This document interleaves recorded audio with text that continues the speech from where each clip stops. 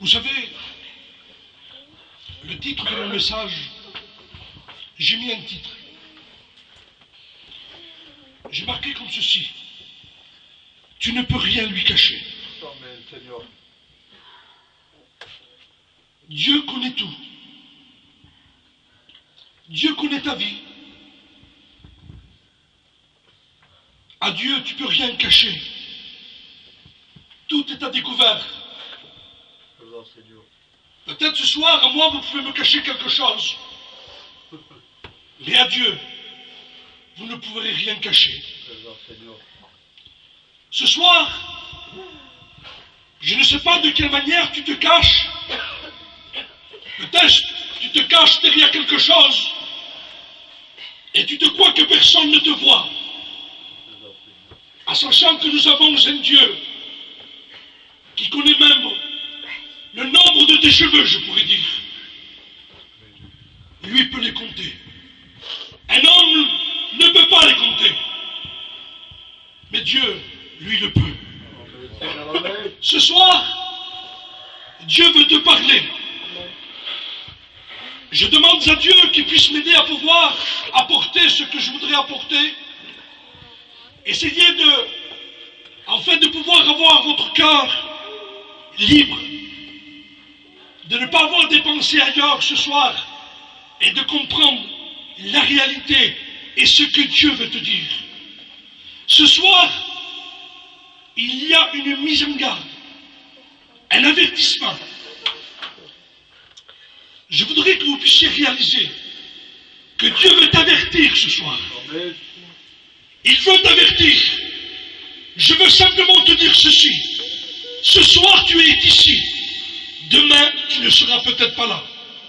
Présent, Seigneur. Comme vous le savez, l'autre jour, on a su un petit garçon de 16 ans a quitté ce monde. On n'attend que ça. Présent, Seigneur. On n'attend que ça. J'ai entendu parler par des personnes, et puis dans Internet, que j'ai vu le problème qu'il y a à Haïti. Entre 40 et 50 000 personnes sont mortes. Il y a une catastrophe énorme.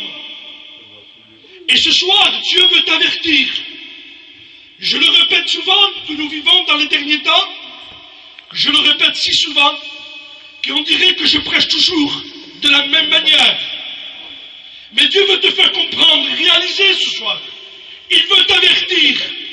Peut-être, je ne sais pas de quelle manière tu comprends la parole de Dieu.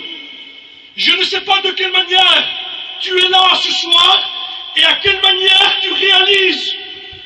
Au nom de Jésus, je t'exhorte ce soir à ouvrir ton cœur, à pouvoir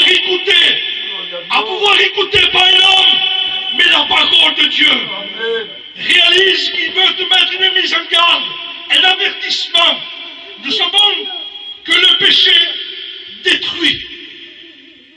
On sait que le péché détruit. La Bible nous dit, à cause de nos péchés, nous devenons infidèles à l'Éternel. Nous devenons infidèles à l'Éternel. On va lire un passage dans la Bible qui se trouve dans Ésaïe 59. Et je vais commencer un peu plus haut,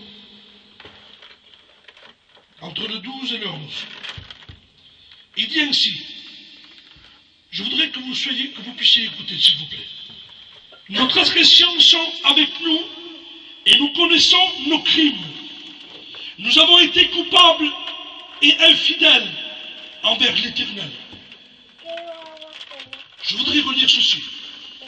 Nos transgressions sont avec nous et nous connaissons nos crimes.